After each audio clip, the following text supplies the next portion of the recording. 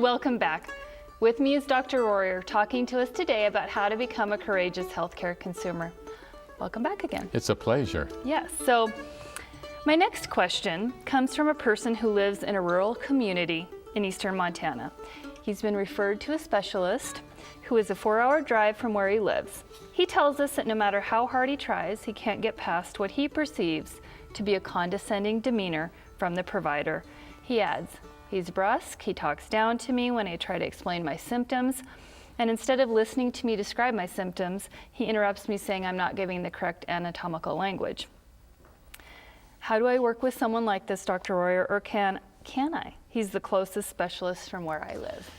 This is a good question because it has played out in reality, and I will tell you it's a little challenging, but listen carefully.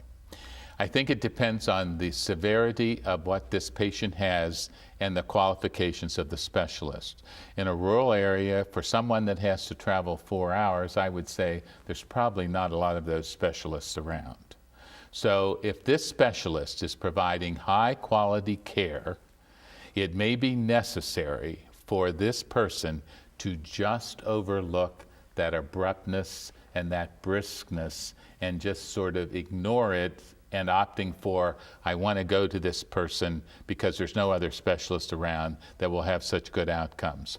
Hopefully, this specialist will have an assistant, perhaps a nurse or a fellow or a resident, that they can interact for what I call the softer side of the healthcare delivery process and tolerate this person. I have a prime example of a neurosurgeon that was on my staff who actually had that brusqueness, and he was a little impatient, but I will tell you, he could have cut off my head and put it back on. So I would have gone to him and let him be a little arrogant, and I would have just had to tolerate it, because at the end of the day, it is the clinical quality and not the personality. I hope that's helpful. Very good, thank you. Okay, this is kind of a common one, Dr. Rory. This question is from a viewer who really is not crazy about taking medications. Her doctor wants to write her a prescription for a blood pressure medicine, and she wonders if she should be asking questions before agreeing to take it. Certainly medications, I would say, these medical errors probably contributes for 25 to 30% of the medications that you don't have or have severe toxic side effects. You know, as a pharmacist, Lisa, there is no safe medication. Yes. So indeed, before you take a medication, I think you need to ask, do I really need it? Is this the safest one for me to take? And if I take it, what are the side effects that I should be looking for? And again, very great today, you can look on the internet, look up any medication, and it gives toxic side effects. And I'm going to give you a personal example of these toxic side effects. My wife had to have a major surgical procedure and was put on a very, very broad spectrum but very harsh antibiotic. She had a seizure as a result of this. And as my doctor's son was running down the hall to see her, the pharmacist walked beside him and said, your mother should have never been on this medication, Chris. It should never be given to someone older than 65.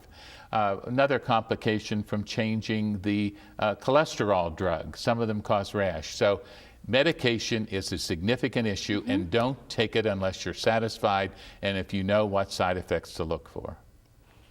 Thank you.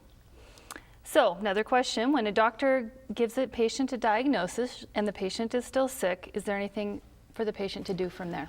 I think clearly it is very appropriate to ask the physician, what else could be wrong with me?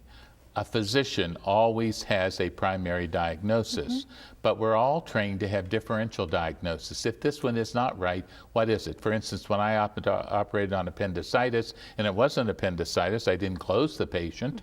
I looked for a Meckel's diverticulum or a ruptured duodenal or ulcer. So again, what's on your differential list? Are you going to work down those, or then again, based on that answer, would be a good time to say, should I be getting a second opinion to see if we can collaborate or at least get another idea? Always a second set of eyes. A good physician knows what they know, but more importantly, they know what they don't know. And they're always comfortable in getting another opinion. Good. All right, I think this is valuable, especially given our earlier conversation. So we hear a lot about medication errors in hospitals, and errors occur when patient receives the wrong medication or when he or she receives the right medication at potentially the wrong dose or the wrong duration or things like that. So how can patients minimize or eliminate the risk of receiving the incorrect medication? Well, I would say this is an issue both in the inpatient and outpatient area, Lisa, particularly with elderly patients who are on multiple medications. Number one, in the hospital, ask everyone who's coming in, what medicine are you giving me? Is it the same medicine I've been on? Is it the same dosage I've been on? It's been changed. Why has it been changed? And is the doctor aware the last time I got it, I might have felt a little woozy? I mean, that real-time communication. For outpatient, I always tell the patients, when you need your prescription refilled, always keep at least one pill. Because when you get it filled, you always look and say, is that pill the same as this pill?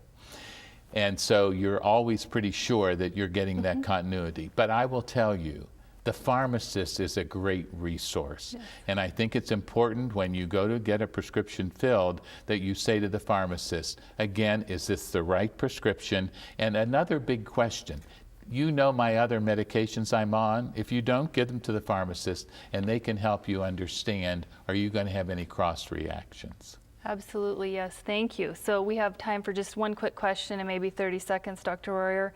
My mother was in the hospital. This is a question we got. I thought her needs weren't being met. What should I have done as her advocate? I think you need to be able to say these are the needs that are not being met. You need to identify what needs to be corrected to get those done. See if the staff is taking accountability for it. And if that's not the case and you're not satisfied, ask them to arrange for a transfer. And go up the chain of command if you need to, right? Absolutely. Nurse, nursing supervisor, manager of the area, and then guess what? I need to see the CEO. Perfect. Thank you so much. With that, I want to thank Dr. Royer. I think you've helped us all become courageous consumers today, so thank you so much. And showing us how to get off the sidelines and get into the game, right? Absolutely. Until next week, stay fit, stay well, and stay healthy for life with Healthy Living for Life. Healthy Living for Life is brought to you by Mountain Pacific Quality Health.